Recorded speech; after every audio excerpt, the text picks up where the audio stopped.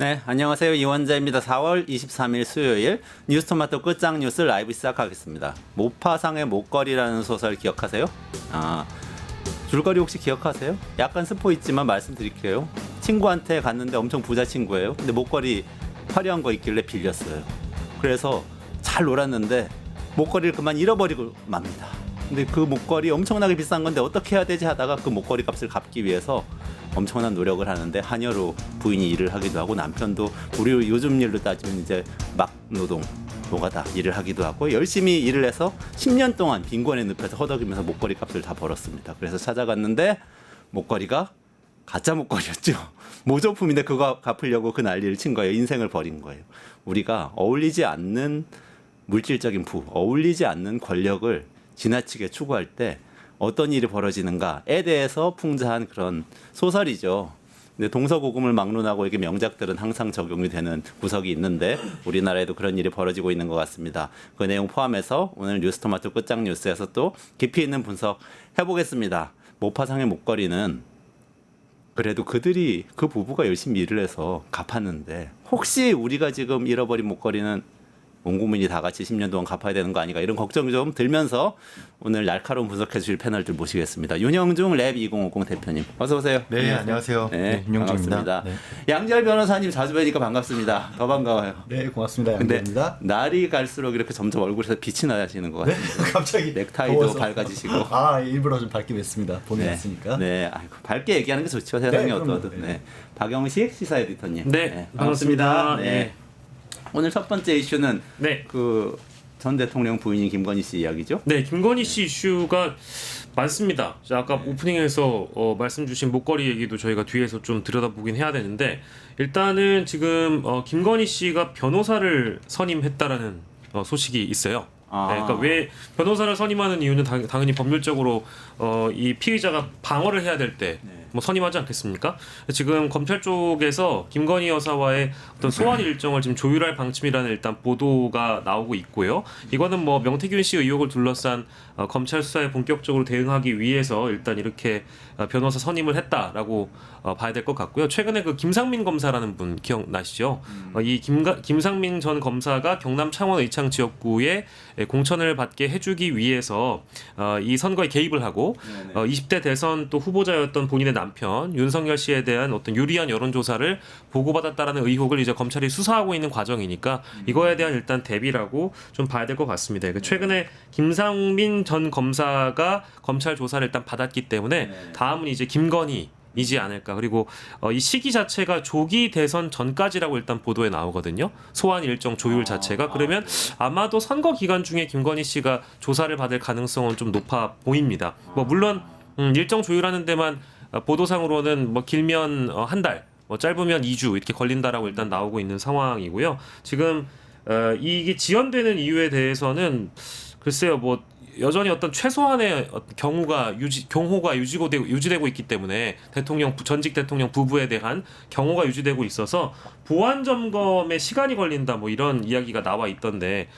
검찰이 보통 피의자들을 이렇게 대우해주질 않잖아요. 그렇죠. 그걸 생각해 본다고 하면 이런 보도도 좀 가당치 않다 이런 생각이 들고요. 다만 만약에 대면 조사 자체를 거부하면 검찰이 어떻게 할 것인가 이제 그건 고민인 것 같습니다. 지난번처럼 뭐 제3의 장소에서 조사를 한다든지 이렇게 되면 당연히 선거에도 좋지 않은 영향을 끼칠 뿐만 아니라 여론의 비판에 직면해야 될 것 같고요.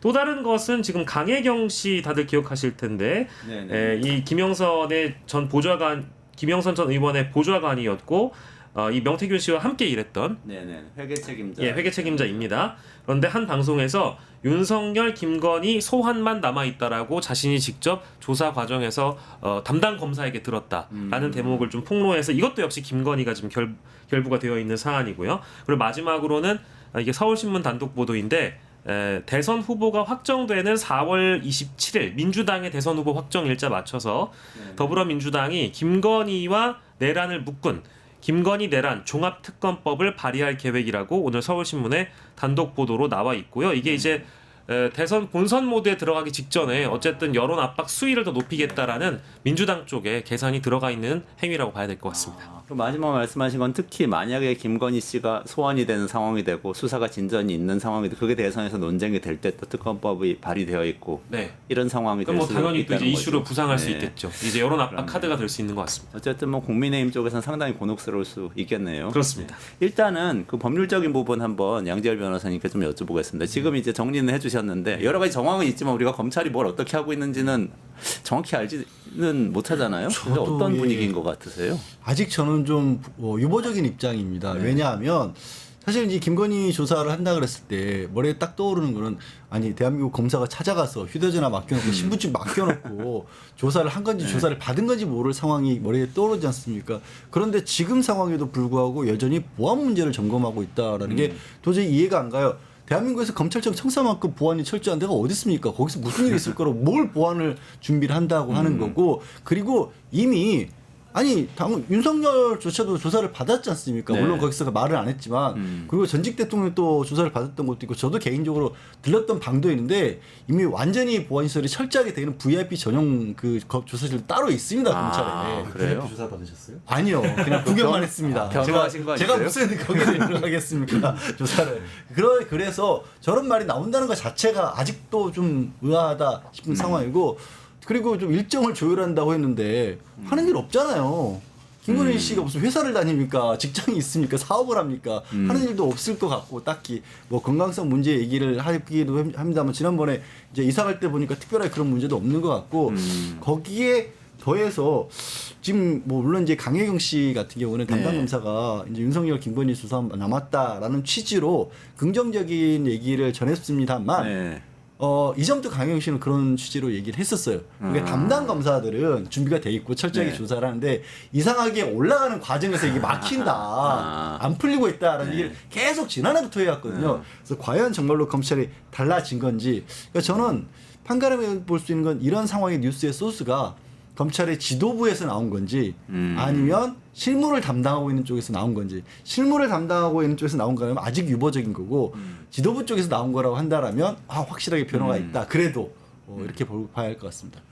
윤 대표님 기자 생활도 오래 하셨는데 네. 이거 어떻게 보세요? 4월 10일이었대요. 강혜경 씨가 그 서울시장 여론조사 비용 대납 의혹 사건으로 참고인 조사를 받은 날이 4월 10일이었다고 하고요. 그러니까 우리가 선고 날로부터 6일 지난 시기 파면 선고. 예, 파면 네. 선고로부터 네. 6일 지난 뒤였고요. 방금 양 변호사님 말씀하신 대로 그게 이제 실무를 했던 검사 개인의 그런 이제 열의에 찬 검사 개인의 의견인지 아니면 검사 지휘부까지도 좀 같이 조율하고서 이렇게 이런 얘기를 슬쩍 흘린 건지는 아직 잘 모르겠지만 저는 여전히 이 기본적으로 검사라는 조직 자체를 믿기 어렵기 때문에 이 담당 일선 검사들도 상당히 이 검사 동일체잖아요. 예, 이런 이런 행동들에도 검사 동일체가 될 것 같거든요. 네, 네. 그러니까 저는 검찰에서 한번 여론을 떠보기 위해서 흘리지 않았을까라는 생각이 좀 들고요.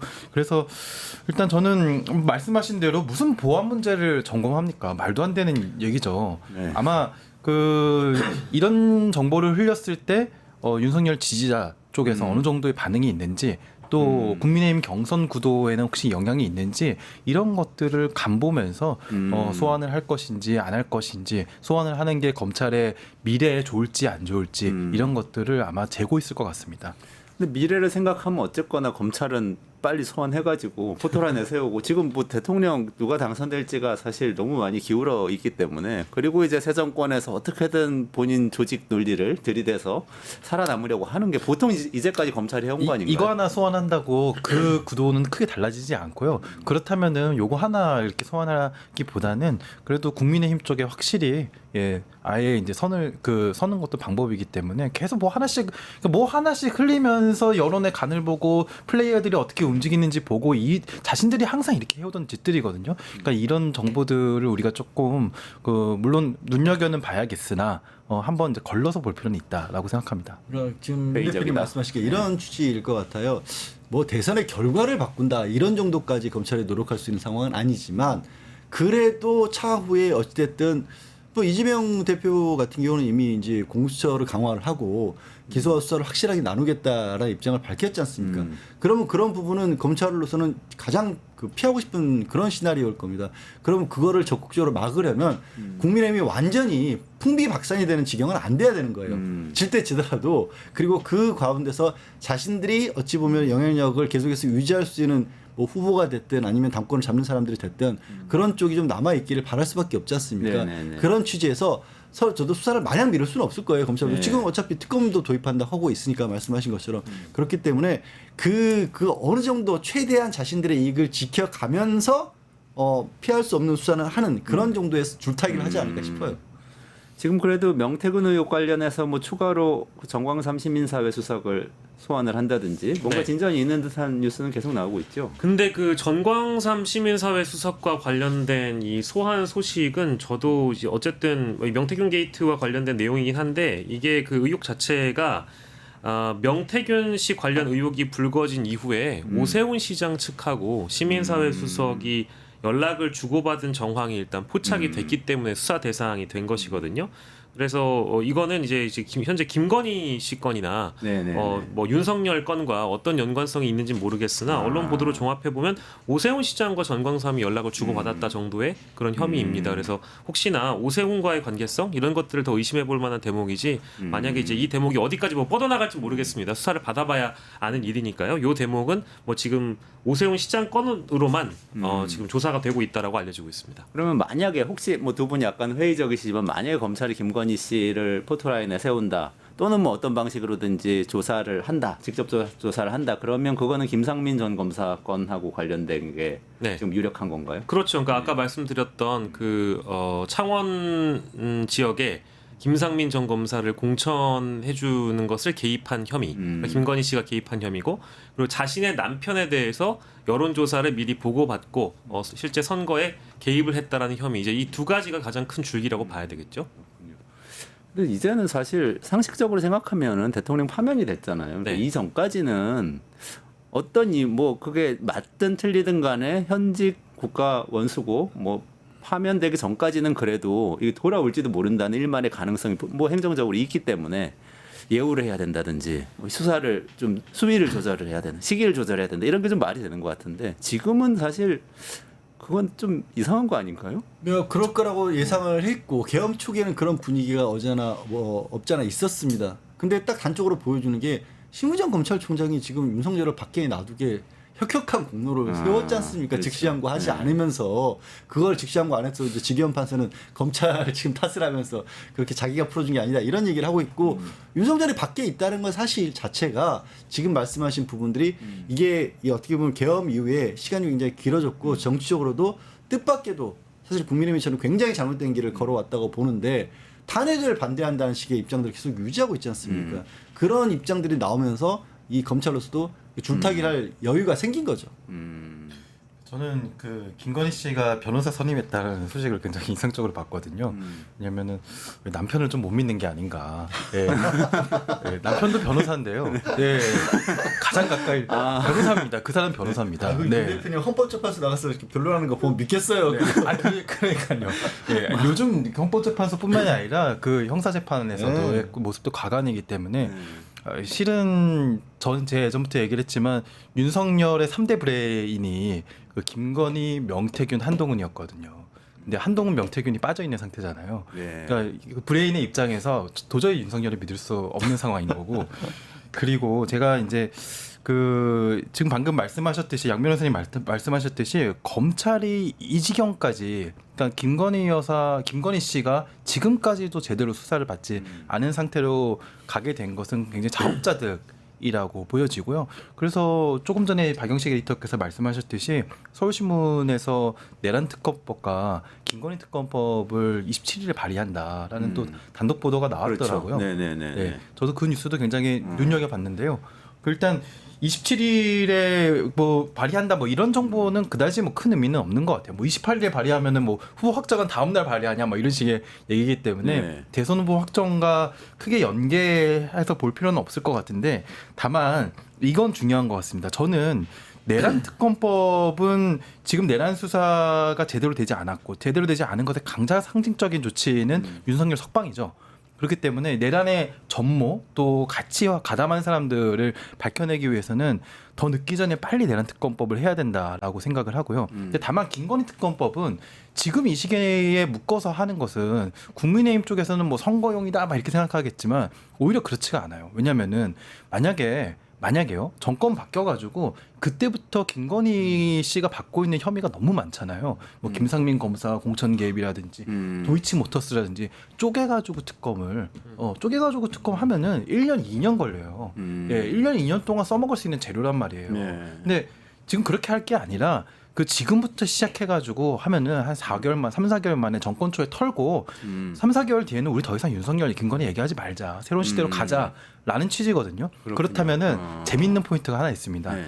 제가 보도 보니까 27일에 발의되고 아마 5월 12일인가요? 법사위가 10일 전에 아마 법사위 여는 걸로. 12일까지 법사위 하겠다고. 예. 법사위 끝내겠다고 그러면 그러는 빠르게 논의가 되면은 그 주에 아마 본회의 통과 가능성이 있거든요. 네. 그러면 그 다음 주에 한덕수가 10일 동안에 거부권을 행사하느냐 안 하느냐가 관건이 됩니다. 물론 그때까지 한덕수가 권한 대행이냐 너도 잘 모르겠습니다. 아무튼 그때의 권한 대행이 과연 이 내란 특검법과 김건희 특검법에 거부권을 행사하느냐 이걸 행사하지 않으면 어찌 보면 국민의힘은 앞으로 1년간 괴멸합니다. 그런데 그러니까 완전히 상황은 달라지는 거죠. 행사하지 않으면 네. 거부권을 행사하면 국민의힘이 살아나고요. 그렇다고 볼 수는 없는데 어쨌든 상황은 안 좋게 했지만 김건희가 받고 있는 혐의를 갖다가 대선 이후에 쪼개서 하나씩 다루기 시작하면요 국민의힘한테는 더 좋지 않습니다. 굉장히 셈법이 복잡해지는 거죠. 근데 굉장히 선명하게 싸운다면 거부권을 행사할 텐데요. 그것도 말도 안 되는 일이지만 그렇게 할 가능성이 없지는 않지만 그 행위를 함으로써 국민의힘이 그렇게 좋지 불리해진다는 거죠. 않다는 거죠. 제 생각은 거부권을 그렇습니다. 행사하면 더 불리해진다 국민의힘이. 네. 그래서 어떻게 할까? 궁금하다는 말씀이시죠. 어떻게 보세요? 이거 종합특검법. 저는 뭐 잠깐 윤 대표님 말씀하신 거가 연장선에 있는 얘기가 될 수 있을 것 같습니다만은 민주당 입장에서 이제 대선 이후를 가정하고 지금 계획을 잡을 수밖에 없지 않습니까? 네네. 이재명 지금 예비 후보 입장에서도 마찬가지고요. 결국 투트랙으로 갈 수밖에 없어요. 하나는 지금 이렇게까지 어지러운 상황을 빨리 정리를 해야 되는 건데 문재인 전 대통령 시절 정권 시절에서 이른바 적폐청산하는 게 길어지면서 국민적인 어떤 신뢰 같은 것들이 떨어졌던 부분도 있고 국정의 동력 같은 걸 끌고 가는 데도 상당 부분 상실했던 부분도 있어요. 그러니까 취임 초기에 가장 어찌 보면 지지도가 높을 때 그리고 어떻게 보면 국민들의 관심이 거기에 쏠려 있을 때 이거를 빨리 정리해야 되거든요. 그래서 한쪽으로는 인수위 없이 출범하는 정부이기 때문에 새 정권에 맞춰서 새로운 정책이라든가 이거 옛날 일 가지고 발목 잡는 일만 계속 할 수는 없지 않습니까? 그쪽 일도 하고 동시에 과거를 정리하는 일도 같이 준비를 해야 되기 때문에 그래서 민주당에서도 이 특검법을 종합해서 발의를 하겠다. 그 계획 하에서 같이 추진해 나가는 거죠. 그래서 이제 당의 지금 예비 후보로서 대선을 준비하는 쪽에서는 이런 일들 이재명 지금 후보는 예비 후보는 직접적으로 이런 얘기를 거의 안 해요. 오늘 뭐 나온 뉴스 중에 보면 그 정주현 씨하고 조갑재 씨하고 같이 만나서 얘기 나오는 상황에서 윤석열에 대해서 자연물처럼 얘기를 하더라. 그러니까 마치 그냥 그 나무나 바위 이런 것들에 대해서 감정적으로 대응할 필요가 없지 않느냐라는 식으로 얘기를 했다라고 그렇게 나오는 거 보면 그게 맞는 거죠.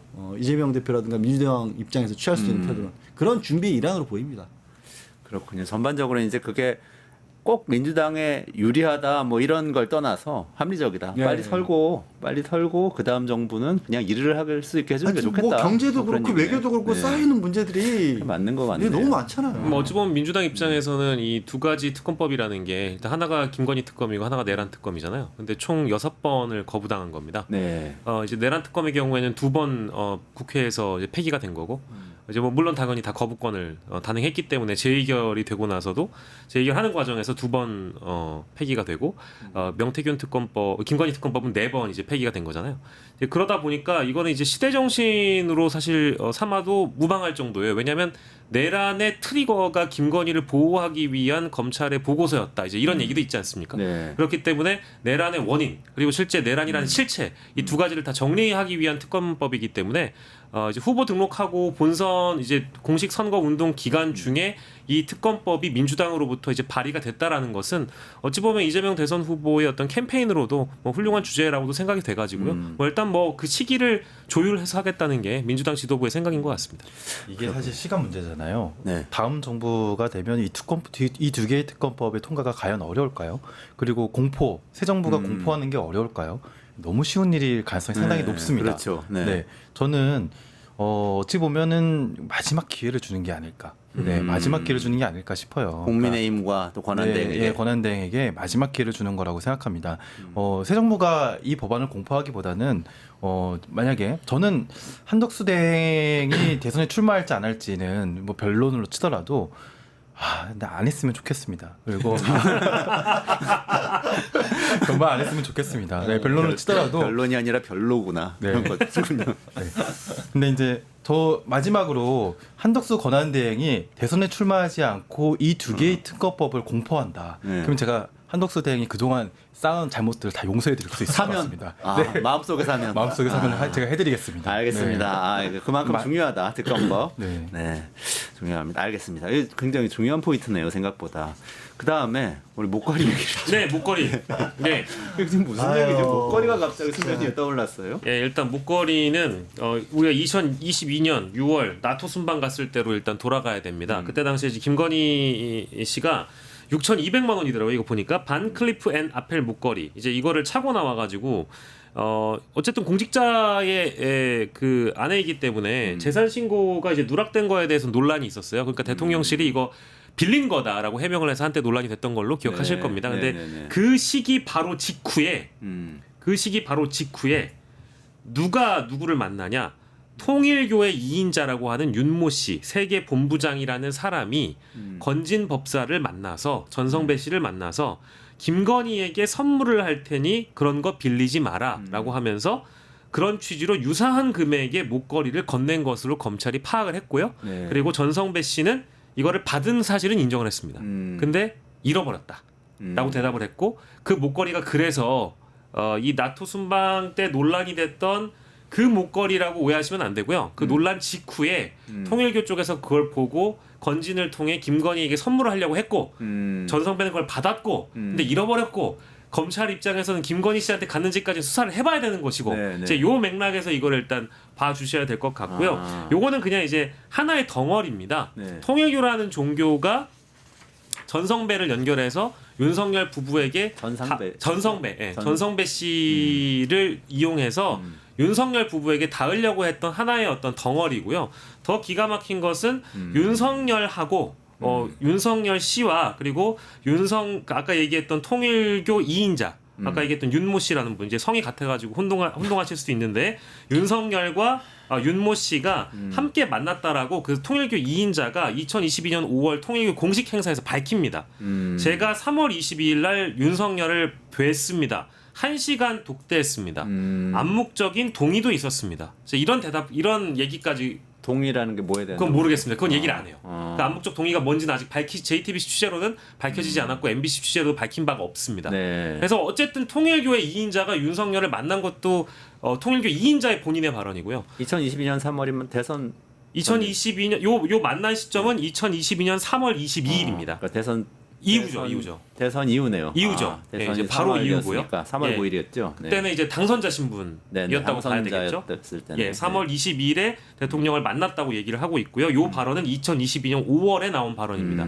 그러니까 전성배를 고리로 해서 통일교의 2인자가 뭐 목걸이도 갖다 주고 실제 윤석열을 만나기 위해서 어떤 시도를 했다. 이것이 이 MBC와 JTBC 보도의 단독 보도의 두 틀인데 어쨌든 그 대가로 전성배는 무엇을 받았느냐 목걸이를 받았고 그것이 대통령 부부를 소개해 주면서 알선해 주면서 수재를 한 거 아니냐 이제 요게 하나가 들어가는 거고 이것 말고도 목걸이만 있었겠느냐 사실 전성배 씨의 기도비가 1,000만 원대 몇 천만 원대로 알려져 있는데 또 다른 돈들도 막 통일교로부터 받지 않았겠느냐 아니면 통일교만 있었겠느냐 이제 이런 여러 가지 의혹들을 뻗어나가면서 명태균도 하나의 어떤 비선으로 작용했지만 집권 초반에는 이 전성배 씨가 어마어마한 권력이었다라는 것을 방증하는 보도입니다.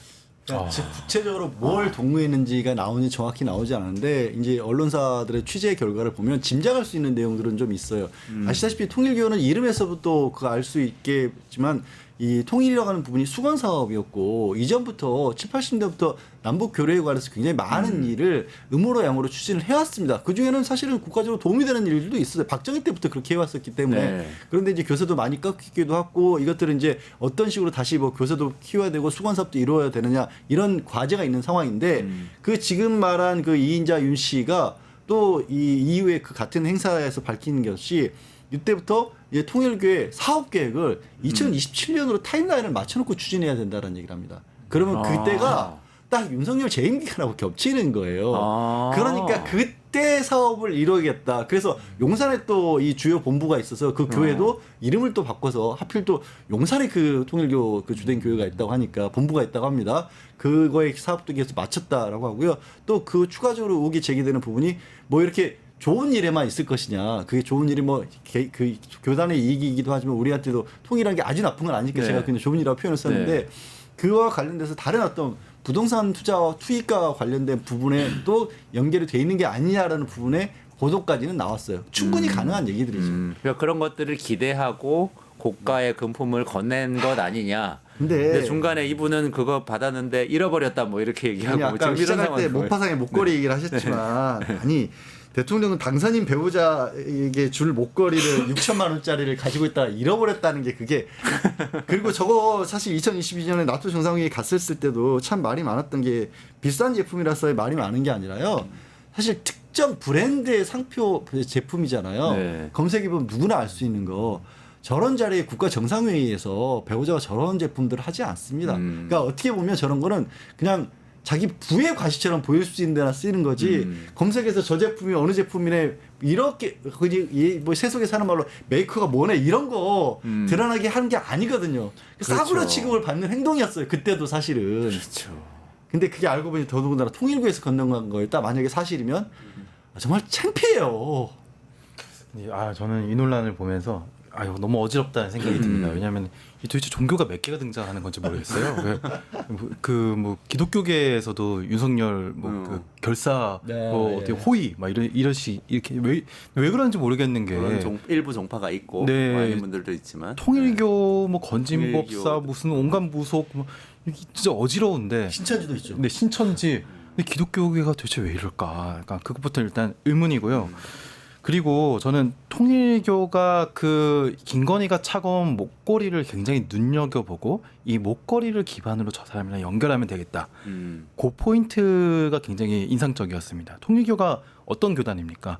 그 통일교의 교세가 많이 꺾였다고는 말씀하시지만 그래도 결코 무시할 수 없는 교세를 전 세계적인 교세를 자랑하는 교단이거든요. 물론 기독교계에서는 뭐 좀 안 좋게 보지만 심지어는 아베 신조 전 총리가 피살 당할 때 그 피살한 그 가해자가 원한을 품은 이유가 아베 전 총리와 통일교의 유착 관계 때문에 문제를 삼았었습니다. 그만큼 전 세계 상당한 정치 세력들과도 아베 신조는 실제로 통일교의 여러 행사들의 영상 메시지를 네. 보낸 전력이 있었다고 하거든요. 네. 그러니까 통일교는 어떤 이유인지 아까 양 변호사님께서 말씀하신 여러 이권 사업 때문인지 전 세계 많은 권력기관이나 뭐 권력자들과의 관계를 다지려고 노력을 하는 그런 전력들이 있는데요. 근데 김건희 씨에게 잘 보이기 위해서 김건희가 차가운 목걸이를 눈여겨봤고 그러면 비슷한 목걸이를 한번 선물하면 되겠다라는 마음을 먹었고 6천만 원짜리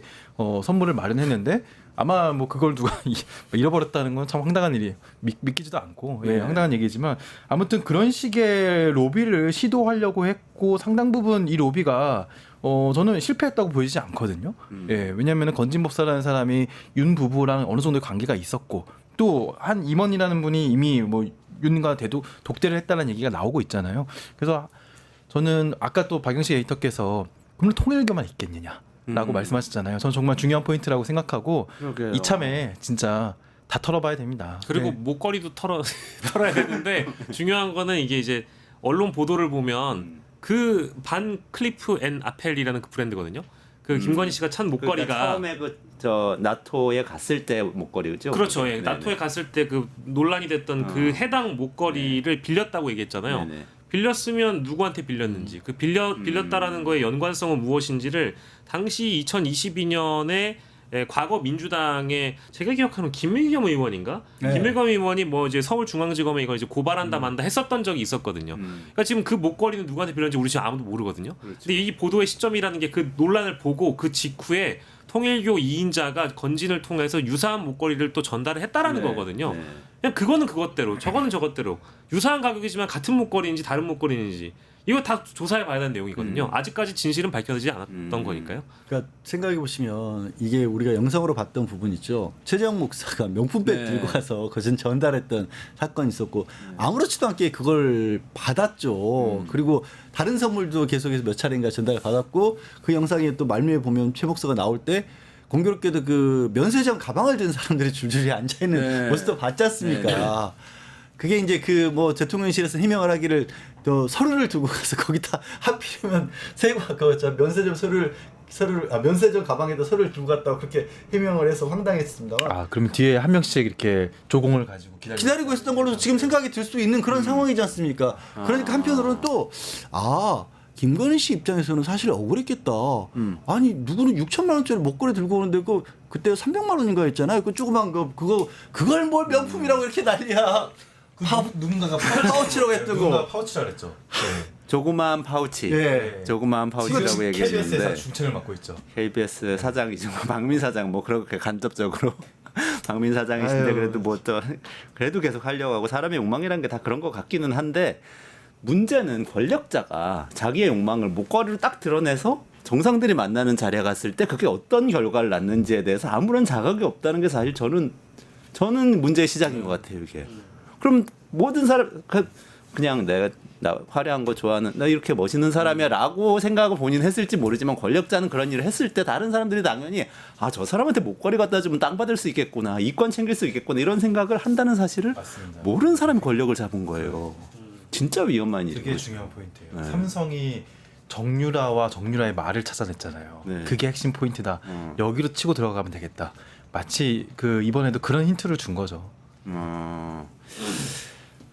이게 목걸이 얘기만 계속 할 수는 없는데 너무 중요한 얘기라서 근데 어쨌든 한 번 더 확인을 해드리면은 지금 확인된 것은 어쨌든 김건희 씨가 나토 그 회의 때 순방 때 목걸이를 차고 나갔는데 그것의 출처는 아직 확인되지 않았다. 그거는 그죠? 지금 밝혀진 게 아무것도 없죠. 그죠? 예, 그리고 지금 건진법사한테 통일교 측에서 목걸이를 건넨 건 확인됐는데 그게 사실이고 일로 넘어갔는지 아닌지 뭐 이건 모르겠고 건진도 건진법사는 받았고 하지만 잃어버렸고. 받은 것까지는 확인됐고 잃어버렸다고 잃어버린 거는 사실일 수는 없을 것 같은데 아니 사실. 근데 6,200만 원짜리 목걸이 어떻게 잃어버립니까? 어떻게 잃어버려요 그거를? 문자에 나왔죠. 빌리지 말고 빌리지 마시라고. 네네. 그러니까 아마 그런 맥락인 것 같아요. 그거 빌렸다라는 얘기가 나오니까 이거는 드리는 거니까 빌리지 마시라. 라는 메시지 그렇게 해석될 수 있는 메시지까지는 나왔어요. 근데 그렇게 소중한 걸 중간에서 에이 아무리 배달 사고가 배달 사고가 에이.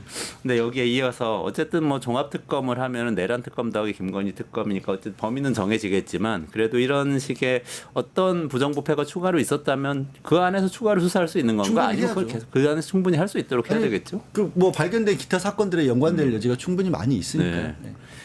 저는 솔직히 근데 너무 많아요. 너무 많기 때문에 빨리 특검이 시작됐으면 좋겠습니다. 근데 그러니까 사람 이게 참 그 2022년 이 나토 순방이었잖아요. 네. 시기가 이런 거를 보면 저는 그 디올백도 2022년 제가 기억하기로는 2022년 6월에 샤넬 향수하고 화장품이 넘어가고요. 2022년 9월에 디올백이 넘어가거든요.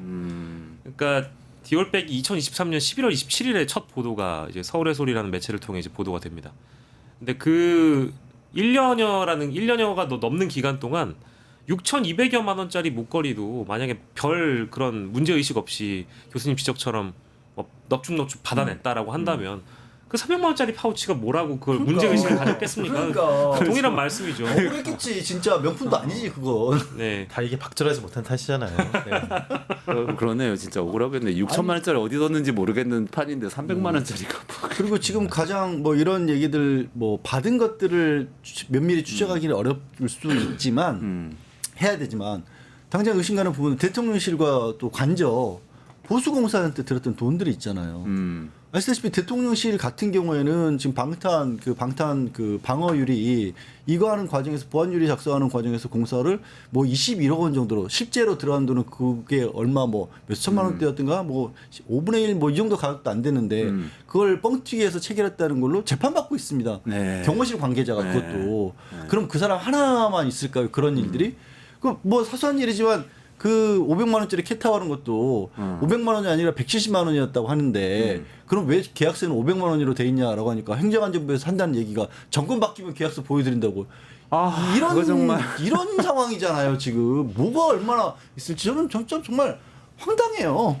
앞으로 뭐 벌어질 일들, 이 터질 일들이 정말 나쁘끄러운 일들이 정말 많을 것 같습니다. 저는 한남동 관저를 뭐 일각에서 모 변호사가 이제 그런 말씀들을 하시는데 이제 내란 특별법을 만들어서 가장 크게는 일단 첫 번째로는 지금 알박기 인사하고 있는 그러니까 헌법과 법률을 벗어난 권한을 행사하며 알박기 인사를 하고 있는 모든 이 인사들을 다 무위로 돌리는 조치.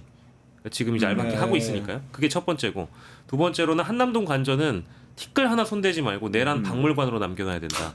거기 안에 있는 히노키탕이라든지 뭐 캣타워라든지 혹은 이제 숨겨놨던 6,200만 원짜리 목걸이라든지 혹은 뭐 물을 238톤 썼다라고 하는 뭐 어떤 작은 수영장이 있다는 의혹까지 있으니까 어떤 생활을 누렸는지에 대한 진짜 내란 박물관으로 만들 필요는 있는 것 같아요. 그래서 국민들한테 청와대 공개하듯이 다 그 실제 한남동 관저가 어떻게 운영됐는지를 좀 봤으면 좋겠습니다. 저 그 특별법 지지합니다. 제가 입법 청원하겠습니다. 입법 청원하면 네. 우리 가서 다 그 찬성 눌러줘야 돼요. 네, 몇 금방 개- 모이는데요. 네. 사람들 좀 모이면은 그거 상임위에서 논의해야 되고 돼 있거든요. 5만 명인가 그렇죠? 네, 5만 명. 예. 5만 명 모을 수 있을 것 같아요. 예. 올리시죠, 에이터님 올리시죠. 에이터님. 예, 한번 청원 한번 받습니다. 저희가 적극 지지하겠습니다. 네.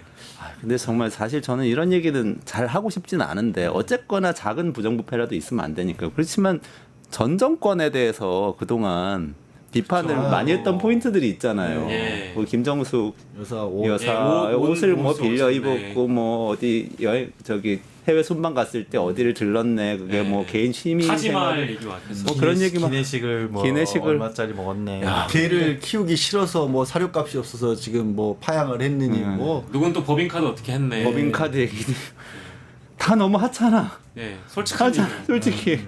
이거에 비하면 진짜 그런 것도 뭐 다 없어져야 되겠지만 정말 정치가 뭔가 싶은 생각이 들어요. 그런 걸 1대1로 비교하면서 논쟁을 막 하는 거 아니에요, 정치권에서? 근데 이거는 일반적인 정치권하고도 좀 특별한 상황이었던 게 이제 거슬러 가면 윤석열이라는 사람이 검찰에 있으면서는 어떻게 살았던가부터 시작해서 왜 이렇게까지 기존의 정치권에서 저는 상상할 수 없었던 일까지 벌어진 걸 보면 일관된 부분이 하나 있어요. 검사들은 무슨 짓을 해도 제대로 징계받고 처벌받는 사례가 없습니다. 드러난 적도 제대로 없고요. 그렇게 살아왔기 때문에 그게 더 큰 권력을 하니까 더 크게 부풀려져서 확장됐던 것 뿐이죠. 그리고 나중에 보니까 이거 이대로 임기가 끝나고 나면 털리려나? 임기를 이어가야겠네? 계엄. 아, 검사라는 직업은 자기 범죄뿐만 아니라 자기와 친한 사람의 범죄까지도 숨겨줄 수 있는 직업이지 않나. 예, 저는 그런 멘탈리티가 있지 않고서는 지금의 이 모든 행동들이 사실 납득이 안 가요. 그리고 저는 처음부터 놀랐었는데요. 그때 양평고속도로 사건 때부터 놀랐습니다. 양평고속도로가 그 어떤 사건이었냐면은 인수위 시절에 이미 그 1차로 대부분의 뭔가가 통과된 사안들이었는데 갑자기 종점 뭐 위치를 바꾸라 그랬잖아요. 네. IC인가요? 그걸 바꾸라 네. 그랬잖아요. 인수위 시절에 벌어진 일이었거든요. 아니 인수위 시절에 그렇게 대놓고 그런 식의 그 도로 변경을 한다는 게 문제될 거라는 걸 모르지 않았을 텐데 그런 걸 대놓고 했단 말이죠. 그러니까 그만큼 자신들이 하는 행위들이 어떻게 뭐 이게 문제될 거라는 생각 자체를 충분히 덮을 수 있다. 그리고 그걸 막아낼 힘이 있다라고 자신감을 가졌던 것 같습니다. 아. 1대1로 비교하면 안 돼요. 네. 하여간에 빨리빨리 이것도 뭐 근데 계속 끌고 갈 수는 없으니까 빨리 수사를 해서 빨리빨리 정리를 하고 다음 정부에서 좀 일을 할 수 있게 해줬으면 좋겠네요. 여기까지 하고 이제 두 번째 주제로 넘어가야 되는데 지금 두 번째 주제도 중요한데 지금 세 분 말씀하신 거 너무 재밌다고 PD님이 조금 더 오래 해도 되냐고 그러는데 시간 어떠세요? 아니, 세 분? 예, 어떤 거요? 한 6시쯤까지 진행해도 네, 괜찮으세요? 네, 네, 네. 예. 주제 2번을 더 하신다. 주제 하시죠. 2번으로 들어가야 되는데 지금 시간이 모자랄 것 네. 같아서 그러면 진행하겠습니다. 오늘 두 번째 주제로 넘어가서 정치 이야기로 좀 해보도록 두 번째 하겠습니다. 이슈는 이제 국민의힘 이슈입니다. 국민의힘 대선 경선 4강 대진표 확정됐는데요. 일단 3강 플러스 1 이렇게 봐야 될 것 같습니다. 김문수, 한동훈, 홍준표. 근데 나경원 후보 이제 예상하신 분들 대부분 많을 텐데 이제 안철수 후보가 이제 어제 올라갔고요. 그리고 국민의힘 대선 2차 경선은 그럼 이렇게 되면 찬탄 반탄 2대2 구도가 되는 것이고 나경원 후보가 탈락하면서 일단 구도 변화가 이렇게 형성이 됐기 때문에 앞으로의 이제 경선에 어떤 영향을 미칠 것인가 관심이 모아지고 있고요. 다들 아시는 것처럼 이제 1차 토론을 끝내고 이 컷오프를 하는 기준은 100% 여론조사를 하되 국민의힘 지지자 그리고 무당층 이렇게 해서 50대 50으로 여론조사를 받았습니다. 이제 그러다 보니까 민심에서 안철수 후보가 나경원 후보를 제치고 4강에 오른 것 아니냐라는 이제 분석이 나오고 있는 것이고요. 한편으로는 또 나경원 후보는 왜 탈락했느냐 이제 이런 분석과 해설들도 뒤따르고 있습니다. 드럼통 마케팅은 실패한 건가요? 그러니까 뭐 여러모로 이제 나경원 후보는 페이머스와 노토리어스의 차이를 좀 이제는 인지하셨지 않았을까? 너무 어렵습니다. 그러니까 이제 영어로 멋진 표현입니다. 유명과 악명인데. 유명과 악명. 근데 이제 악명 지금 이제 과거에는 그런 얘기 있었잖아요. 부고 빼고는 정치인은 다 좋다. 맞아요. 정신 자기 죽었다는 부고. 그러니까 이제 예전에는 전통적인 미디어만 있었기 때문에 기사가 일단 나서 내 얼굴 나오고 이름이 나오면 정치인한테 나쁠 거 없다라는 건데 지금은 뉴미디어와 올드미디어가 이제 같이 이제 결부되어 있는 세상이기 때문에 만약에 악명 높은 기사가 하나 나오면 그게 이제 SNS와 유튜브를 다 휘감으면서 나에 대한 그 어떤 유명도가 올라가는 게 아니라 악명성이 더 널리 퍼지거든요. 와. 그래서 하나가 드럼통이고 두 번째가 이제 콜드플레이를 가지고 어찌 보면 디스인포메이션 가짜 뉴스를 사실상 만들어낸 거란 말이에요. 네. 근데 가짜 뉴스도 심지어 그냥 영상을 내려서 끝냈으면 되는데 영상을 내렸다가 다시 올려서 이 영상은 콜드플레이와 관계가 없음. 이걸 붙여놓고 다시 그냥 올렸단 말이에요. 왔다 갔다 한 거죠. 그러니까 이제 이런 게 지금 약간 나경원 후보가 과거의 어떤 관성이나 관습에 좀 젖어 있어서 오선 중진이다 보니까 뭔가 좀 요즘 시대를 읽는 눈이 좀 뒤떨어졌던 건 아닌가라는 생각이 좀 들고요. 저는 콜드플레이가 진짜 너무한 것 같은 게 그건 가짜 뉴스였죠. 진보적인 가수잖아요. 근데 그 사람을 갖다가 이렇게 자기 지지한다는 식으로 너무했던 것 같아요. 어떻게 보셨어요 이번 경선 결과? 저는 나경원 후보를 보면 참 마음이 아픕니다. 네. 지난번 친하세요? 전혀 친소 관계는 물론커녕 지인 관계조차 전혀 없고요. 네, 참 가슴이 좀 아픈 게 왜냐면은 이분이 왜 이런지 알겠어요. 이분이 지난번 국민의힘 당대표 전당대회 당시가 상당히 정치 인생에서 뼈아픈 기억이었던 것 같습니다. 그때 좀 또 가물가물한데 어떻게 됐죠? 그분이 원래 윤석열 정부의 저출산 고령사회위원회 위원장 대통령이고요. 부위원장이었다가 당시 여론조사가 괜찮게 나오니까 당대표 출마를 하려고 전당대회 출마를 하려고 어찌 보면은 상당히 이제 여론의 동향을 보고 있었습니다. 근데 그러던 와중에 이미 친윤그룹과 윤석열 당시 대통령은 친윤 후보를 점지한 상태였죠. 김기현 이 당시 의원을 이제 점지한 상태였죠. 그래서 나경원 후보는 그래도 그 당시 나가고 싶어 했는데 굉장히 나경원 후보를 되게 굴욕적으로 이제 예를 들면은 당시 어떤 나경원 후보가 헝가리 모델로 저출산 대책을 세울 수 있다 이렇게 얘기하니까 바로 대통령실에서 그거는 우리 정부 입장 아니다. 1억 주겠다 이런 얘기가 기억나요. 그러면서 온갖 그 다음에도 계속 모욕을 주는 방식으로 이 사람을 좌절시켰거든요. 그래서 저는 참 이 사람이 이번 탄핵 국면에서 하는 행동들을 보고 참 속도 없지만 그래도 정말 절박하구나. 라는 걸 느꼈습니다. 근데 이 사람 보면요, 왜 제가 짠하다는 생각이 드는 게요. 여론 조작의 가능성이 있는 선거들에 다 상대편에 있었어요. 이준석, 나경원 당시 두 후보가 전당대회 때 당대표 후보였고요. 네네. 그리고 오세훈, 나경원 서울시장 후보였고요. 경선 때. 그리고 다시 나가보려고 했었던 전당대회가 본인을 좌절시켰던 대통령실에서 찍어 눌렀던 그 선거였습니다. 그래가지고 이분이 아마 이제는 이 방법을 쓰지 않고서는 내가 5선인가 6선이 많이 했잖아요. 네. 이제 한번 당권 정도는 잡아야 내가 한 경력상으로 봤을 때 당권 정도는 잡아야 내 이력의 정점을 찍는 것 같은데 그거 하나 잡기가 이렇게 어렵구나. 그래가지고 아마 이번에 특단의 대책을 본인나름 생각 세웠던 것 같은데 아까 말씀 박영식 에디터께서 너무 정확하게 말씀해 진짜 주셨어요. 악명성만 높였다. 페이머스가 아니라 노토리어스입니다. 박 에디터님 그거 우리 같이 연구해가지고 논문 하나 쓰죠. 세계적인 연구가 됐고 뉴미디어 시대의 이 정치인들의 유명성과 악명성에 대한 네. 소고 이런 예. 거. 아니 뭐 콜드플레이나 드럼통이 어쨌든 화제였기 때문에 뭐 이제 이런 게 이제 일반적인 그러니까 여론에 어떻게 작용하는지에 대한 뭐 이해가 좀 떨어지지 않았나라는 말씀을 드린 거고요. 지금 안 그래도 막 댓글 주시는 분들이 계셔가지고 네네. 보니까 지금 쇼츠는 아예 그냥 지웠네요. 예, 콜드플레이 쇼츠는 아예 그냥 지워버렸습니다. 네. 그렇군요. 참 그런 부분들을 가져다 쓴다라고 하는 게 진짜 무슨 의미인지도 모르고 썼다라는 부분이 굉장히 씁쓸하고요. 그리고 이게 뭐 진보적인 입장을 가진 사람들이 봤을 때 좀 황당하다를 넘어서서 그럼 보수 지지하는 분들의 입장에서 봤을 때 지금 뭐 저 대선 후보가 나오겠다고 하는 사람이 드럼통 안에 들어가서 사진 찍고 있고 이런 게 과연 어떻게 보였을까도 생각을 못한 것 같고요. 근데 이제 근본적인 원인은 그런 것들도 있지만 구도 자체가 얘기 나온 것처럼 이제 반탄이나 찬탄이라고 했었을 때 대표 그룹의 선두 그룹에 있었던 게 이게 반탄에 대해서는 딱 명확하게 김문수 홍준표가 있고요. 좀 찬탄에 대해서는 한동훈밖에 없지 않습니까? 네. 그러면 이 구도에서 2명의 반탄이 있는데 나경원이 거기까지 올라가기에 반탄 구도가 3명이 되기에는 국민의힘 내에서도 그 지지율이 그렇게까지 나오진 않는 거예요. 그러니까 자연스럽게 2명의 강자가 반탄 쪽에 2명이 있으면 이쪽에도 2명이 찬탄 쪽에 나올 수밖에 없는 구도였기 때문에 네. 애초에 저는 구도적으로도 나경원이 되기는 어려운 구도가 아니었나 싶어요.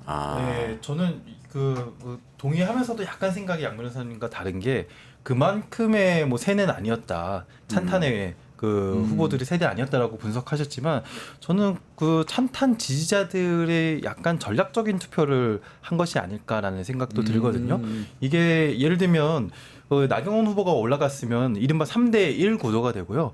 3대1 구도가 됐을 때 가장 혜택을 보는 후보는 한동훈 후보입니다. 오히려? 예, 한동훈 후보가 혼자 독자적으로 반탄에 선봉에 서고 유일한 반탄 후보가 되면서 찬탄이죠, 찬탄. 찬탄, 한동훈 찬탄. 찬탄, 안철수 탄핵 찬성이니까. 아, 네, 탄핵 찬성. 예, 반윤이지, 반윤. 맞습니다. 반윤 예. 친윤이고 예. 이제 탄핵 맞습니다. 거꾸로 말씀드렸네요. 그러니까 유일한 찬탄 후보가 되면서 굉장히 각광을 받을 수 있단 말이에요. 그래서 어찌 보면은 안철수 후보가 되는 게 한동훈에게 몰아주는 스포트라이트를 뺏어볼 수 그걸 있거든요. 예. 약간의 전략적 투표를 한 것이 그렇게까지 아닐까. 전략적으로 예. 그렇게까지. 아니 그러니까 두 분 약간 의견 다르시네요. 그러니까 양 변호사님은 좀 이렇게 시간이 지나면서 국민의힘 지지자들도 변하고 있다. 이렇게 지금 분석하시는 것 변하고 같아요. 있다라는 게 아니라 그냥 아주 쉽게 말씀드려서 김문수 홍준표에게 표가 더 가버린 거죠. 나경원한테까지 그 탄핵에 반대하는 분들 표가 나경원한테까지 그게 남는 게 없었던 거죠. 오히려 그러니까 찬핵을 반대하는 사람들 쪽에서는 한동훈 안철수는 나뉠 수가 있지만 예. 같은 파이라면 세 조각으로 나누기는 어렵고 둘로 나눠진 거고 찬핵 찬성하는 반대하는 쪽에서는 둘 정도가 된 거고 그렇게 된 게 아닌가. 그런 관점에서는 드럼통이 악영향을 줬을 수 그거 있겠다. 거기에 더군다나 드럼통까지 했으니 이게 무슨 아니 뭐 쉽게 뭐 보수 예를 들어서 좀 나이 좀 지긋하시고 점잖다고 스스로 생각하시는 분들이 그거 좀 드럼통 그런 데 들어가가지고 그게 있으면 그게 뭐 좋아 보이겠습니까? 원래 가수가 노래 제목 따라서 그 인생이 결정된다고들 얘기하잖아요.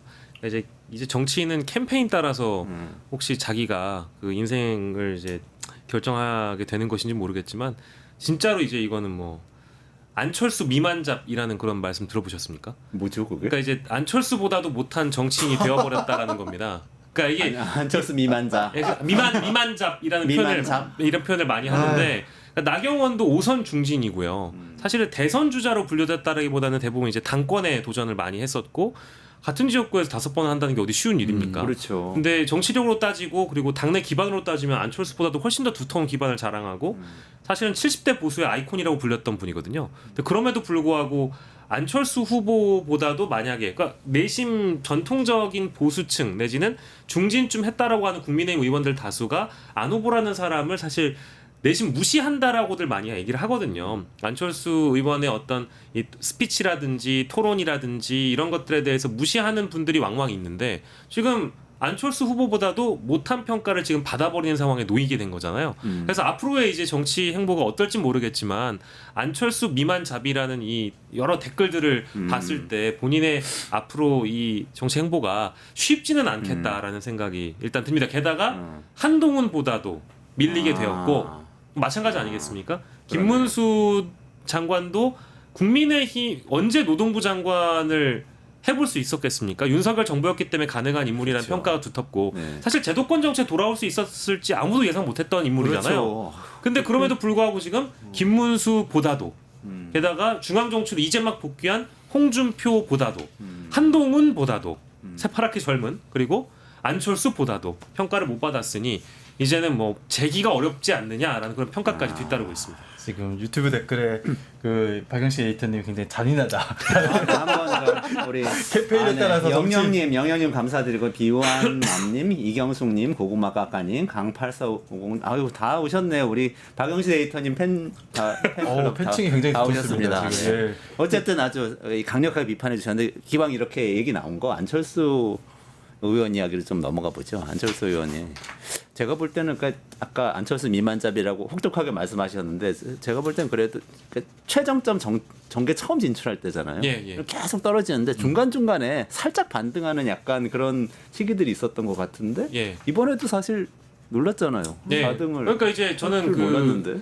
이 컷오프가 있기 전까지 저는 이 어둠의 유튜브 업계에서는 안철수 임시 대변인을 자처한 사람이기 때문에 사실 그랬거든요. 그랬어요. 네, 그래서 이 우리 안 후보님의 어떤 뭐랄까 인자한 어떤 관상과 네. 인상이 이만큼 순수한 정치인이 또 있겠느냐 이제 이런 말씀도 드렸지만 사실은 국민의힘이라는 정당이 상식적인 정당으로 나아가려면 윤석열과의 손절을 먼저 외쳐야 됩니다. 네. 근데 8명의 대선 주자 중에 가장 먼저 얘기한 사람이 사실 유정복 시장이고요. 네. 그 다음에 안철수 후보가 먼저 외쳤거든요.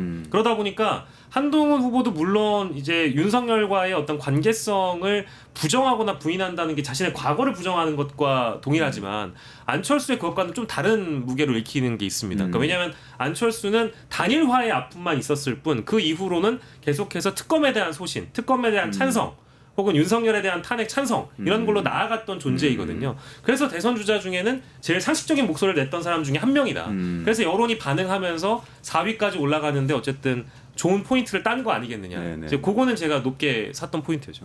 제가 그 사무실을 사실 안철수 후보 캠프와 나경원 후보 캠프가 있는 곳과 같은 건물의 사무실을 쓰고 있거든요. 그래요? 예. 지금 네, 레디 050 사무실. 예, 그렇습니다. 근데 그 문득 이제 3층에 엘리베이터가 이렇게 딱 저 3층에 안 내리는데요. 3층에 엘리베이터 딱 열리는데 두 후보의 입간판이 딱 있는 거예요. 그래서 또 취재를 제가 한번 갔습니다. 두 후보 캠프를 이렇게 살짝 둘러보고 왔는데요. 나경원 후보의 캠프는 북적북적하고 사람이 엄청 많더라고요. 예, 안철수 후보의 캠프는 상당히 한산했습니다. 꽉 차 있는 거는 어마어마하게 큰 사진이 하나 걸려 있습니다. 본인이 코로나 때 그 의사복을 입고 가운 입고 그 온갖 그 추한 그 차림으로 정말 헌신적으로 뭔가 현장에서 일하는 모습만 담긴 그 안철수 후보 특유의 그 어찌 보면은 일관성 좀 보여주는 약간 그런 사진 하나 있고 하지만 뭐 그렇게 북적북적하지는 않더라고요. 아마 보수 진영에서는 계속 좀 인기가 없었던 상황이었던 거죠. 하지만 저는 이번에 좀 기사회생의 그런 어떤 계기는 좀 마련되었다고 보여지고요. 본선은 아니죠. 2차 경선. 네. 그래서 조금 더 좋은 퍼포먼스를 보이면은 그래도 좀 달라질 계기가 있지 않을까라는 생각도 좀 듭니다. 네. 4명 순위 발표는 안 한 거죠 지금 4강이라는 게. 순위는 발표를 못 하게 돼 있습니다. 아. 근데 이제 그 경선 관리 보통 경선 룰 미팅 팀장 민주당은 그렇게 과거 불렀던 것 같고요. 경선 관리 위원 팀장 이런 분들은 그 내용을 보고는 봤거든요. 그래서 그분들만 아주 극소수만 알고 있는 걸로 알고 있습니다. 근데 막 카톡에 막 돌아다니는데 일단 하고 뭐 찌라시는 어제 아주 결과 발표 나오기 전 찌라시는 틀렸고요. 다만 결과가 나오고 나서 대부분의 이 4인 최종 4인에 대한 인터뷰 내용을 보시면 다 본인들이 1등이라고 합니다. 뭐 안철수 후보도 4등 아니라고 뭐 얘기한다고. 그렇죠. 예. 하던데. CBS 한판 승부 인터뷰에서 본인도 역시 가장 높은 근데 지지를 본인들은 받았을 알아요? 거라고. 본인들도 모릅니다. 본인들도 모르는. 예, 알려주지 거죠. 않는 걸로 알고 있습니다. 어떤 것 같으세요? 이거 뭐 조금 있으면은 뭐 2명 가릴 때 대충은 나오긴 할 텐데. 누가 1, 2등인지는 진짜 모르겠어요. 예. 홍준표 후보 아니면 김문수 후보이지 않을까라는 생각이 드는데요. 누가 1, 2등인지 진짜 모르겠고 4등은 누군지 확실히 알겠습니다. 안철수 후보.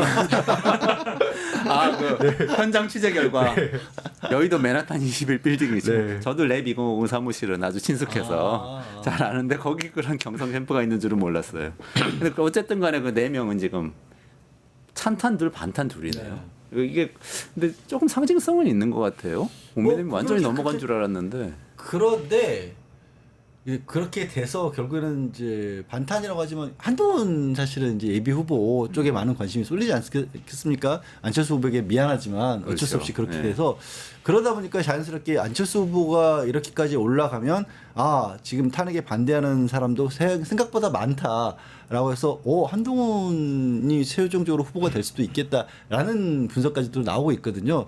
근데 그건 조금 저는 앞서가는 게 아닌가 싶어요. 수치상으로 뭐 지금 1등부터 4등까지가 누군지 안 나왔다고 하더라도 설령 저는 한동훈이 실제로 상당 부분 지지를 끌어낸다고 할지라도 아직도 살아있는 이른바 우리가 얘기하는 친위 쿠데타 때문에 지금 뭐 진보 진영에서 어려움을 많이 얘기하지 않습니까? 이재명 대표 재판부터 시작해서 그동안에 지금 계속 풀려 나와 있고 아직도 대통령실에 멀쩡하게 다들 근무하고 있으면서 기록관에 대통령실 자료도 안 넘기고 있고 이런 여러 가지 얘기를 얘기하는데 그게 한동훈의 발목도 당연히 잡겠죠. 한동훈이 올라가는 것만큼 윤석열이 안 봐넘길 것 같습니다. 그래서 뭐 지지율 순위를 따지기 전에 그래서 지금 일부 탄핵에 반대하는 사람들이 있어서 이게 뭐 최종 후보까지 올라갈지 모르지만 결코 1위로 올라가지는 못할 것 같다. 안철수 후보가. 아니요, 아니죠. 한동훈 후보가. 얘기하죠. 그래서 김문수랑 한동훈 홍준표 싸움이 되지 않을까. 김문수 둘 중에 하나가 된다 말씀하시는 건데. 네네. 이건 뭐 정치적인 어떤 유불리나 지지를 따지는 게 아니라 이 구도를 왜냐하면 한동훈이 올라가면 필연적으로 윤석열을 지워야 되거든요. 이거는 있을 수가 없는 일이에요. 윤석열 입장에서는. 그러니까 윤석열이 구속돼 있어야 되는 상황을 누구보다도 지금 풀려나 있는 걸 지금 괴로워하는 게 한동훈이라고 봐야 되는 거 아니겠습니까? 그러니까 국민의힘은 윤석열을 끊어낼 수가 없을 것이기 네. 때문에 한동훈 될 수가 없고 그러면 홍준표, 김문수 중에 그렇게 되지 되겠다 않을까. 이런 생각이신데 어떻게 보세요 두 분은? 국민의힘이 생사의 위기에 지금 놓여 있는 상황이기 때문에 만약에 이번에 국민의힘 경선에서 가장 선명하게 윤석열을 손절하자라고 주장하는 후보에게 상식적으로는 지지가 쏠리는 것이 맞겠죠. 왜냐하면 본선 경쟁력을 생각을 해야 되니까요. 네. 근데 국민의힘을 취재하고 있는 또 국민의힘을 너무나 잘 아는 이제 뭐 핵심 관계자들의 얘기로는 여전히 윤석열에 대한 탄핵은 잘못됐다라고 생각하고 있는 분들이 절대 다수이기 때문에 네. 2차 경선은 어쨌든 50대 50 아니겠습니까? 이틀간에 걸쳐 가지고 당원들의 그 표심이 들어간단 말이에요. 네. 그러면은 어쨌든 기본적으로 당원들의 지지를 두텁게 받고 있는 후보들이 유리할 수밖에 없겠죠. 근데 그 당원들조차도 이번 대선을 포기할 게 아니라면 어쨌든 윤 어게인이라는 신당을 자꾸 그 카드를 만지작거리는 저 파면된 대통령 윤석열을 복귀시키진 못할 거 아니겠습니까? 그러니까 그 현실적인 사고를 하고 있는 분들이라면 그래도 이 좀 더 전향된 입장을 보이는 탄핵 반대 후보에게 표를 줄 수는 있겠죠. 홍준표 시장의 입장을 좀 바뀐다든지 뭐 그럴 수 있겠는데 당장 오늘 오전만 하더라도 안철수 후보가 대국민 사과하자는 메시지를 냈거든요. 그러니까 윤석열 탄핵에 대해서 대국민 사과를 하자. 우리 당이 공개적으로 사과를 해야 된다. 이렇게 김문수, 한동훈, 홍준표에게 제안을 했어요. 그러니까 이 정도의 전향적인 입장이 나오면 아마도 홍준표 후보에게 지지세가 대거 쏠리겠죠. 근데 그것을 바꾸지 않고서는 좀 쉽지 않을 것 같아요. 본선이 경선은 뭐 가능할 수 있을 것 같긴 한데요. 뭐 최종적으로 결론적으로 말씀드리면 저는 그 당원들의 한계를 뛰어넘기가 좀 어려울 것 같아서 현실적인 한계. 그래서 홍준표 후보가 가장 유리하지 않을까 싶습니다. 홍준표 후보가 유리하다. 그런 뭐 이변 가능성은 있지만 가능성은 있고 그것이 상식적이지만 어려울 거다. 근데 제가 생각해 보면 근데 국민의힘 당원이나 지지자분들이 가끔가다 이변을 일으킬 때가 있는데 이준석 대표가 될 때라든지 윤석열 씨가 대통령 후보 될 때라든지 이게 있었는데 이번엔 그런 일은 안 일어날까요? 물론 결과는 안 좋았지만 이변이 일어나려면 나름 김이 차야 되거든요. 네. 지금은 김이 안 차요. 계속 누군가 김을 계속 빼고 있습니다. 네, 그래서 이번에는 이변이 일어나기가 좀 어렵지 않느냐라는 생각이 드는데요. 그래서 저도 박영신 에디터님 말씀하신 대로 홍준표 후보나 김문수 후보가 상당히 유력하지 않을까 라고 생각이 듭니다. 근데 저는 좀 단 하나 좀 짚고 넘어가고 싶은 게 있는데요. 이번 그 경선 토론 과정에서 윤석열의 내란 그리고 비상계엄에 대한 이슈가 너무 나오지 않습니다. 은근슬쩍 얘기하고 넘어가고, 예, 뭐 본인은 뭐 안타깝다, 뭐 이런 식으로 넘어가고 얘기하고 넘어가는데 저는 이 내 후보가 아주 명확하게 이 사안들에 대해서 자신들의 생각을 좀 진솔하게 얘기하고 또 하나하나 뭐 전체적인 평가 총평을 하기가 어려우면 몇 가지 쟁점들이 있잖아요. 네. 뭐 위헌적 요소라든지 뭐 국회 침탈이라든지 이런 것들에 대해서라도 좀 토론을 한번 하고 넘어갈 필요는 있겠다. 이건 역사의 기록이잖아요. 네네. 예, 그래서 이거 넘어갈 필요가 있고 그 과정들이 있으면은 저는 언젠가 국민의힘이 다시 회생할 수 있는 시기가 올 거라고 봐요. 근데 지금 토론조차 안 하고 토론조차 약간 안 하고 있다. 왜냐 토론하면은 이 명확한 입장을 밝혀야 되니까 그렇죠. 그게 좀 두려운 것 같은데요. 토론해야 된다고 뭐 생각합니다. 바퀴벌레 자동차 바퀴 이런 것만 얘기하고 있고 지금 일정이 그런 토론들 진행하면서 가게 되나요? 국민의힘 경선이 지금 미디어데이 오늘 했다고 예, 미디어데이 보도가 오늘 나오던데. 했고요. 김문수는 한동훈을 선택했고 안철수는 김문수를 선택했고 토론 상대로. 예, 한동훈은 홍준표를 선택했고 홍준표는 한동훈을 선택해가지고요. 한동훈이 3번을 토론하고요. 김문수가 2번을 토론하고요. 네. 홍준표가 2번을 토론하고 안철수는 1번 토론합니다. 그때 좀 그런 구체적인 얘기 토론을 해주면 좋겠네요. 일단 기대를 해보고 실망할 수도 있지만 파이팅 안철수. 네, 기대는 해보고 자 오늘 지금 시간 좀 길게 했는데 요거는 그냥 짚고 다음번에 좀 그 윤영주 대표님 특히 얘기해 주시면 좋겠어요. 민주당 쪽에 이재명 후보 선거법 재판 일단 있는데 요거는 대법원이 전원 합의부에 넘겼죠. 그런데 이제 이게 어떻게 될 것이냐에 대해서 여러 가지 전망을 할 수 있지만 요거 좀 일단 좀 지켜보기로 하고 전원 합의부가 근데 대선 전의 결론을 내더라도 큰 영향 없을 거라는 보도가 지금까지는 이제 많은 것 같습니다. 전원 네. 합의체를 넘긴 것 자체에 이렇게까지 의미 부여할 필요는 없다고 생각합니다. 그렇게 넘길 만한 사안이거든요. 네네. 예. 그렇게 좀 많이 합의를 해서 결론을 확실하게 내자 뭐 이런 정도로 이제 이해를 하면 좋을 것 같고 이제 정책을 짚어봐야 되는데 다음 주 잘 정리해 오셔가지고 같이 좀 짚어볼 수 있도록 네. 해주시면 좋겠습니다. 기회를 좀 주시면 좋겠습니다. 네, 오늘 좀 길게 진행했는데 패널 여러분 감사드리고요. 양지열 변호사님, 윤영중 대표님 그리고 박영식 에디터님하고 같이 했습니다. 조금만 기다리시면 끝내주는 경제 이어가겠습니다. 고맙습니다. 감사합니다. 감사합니다.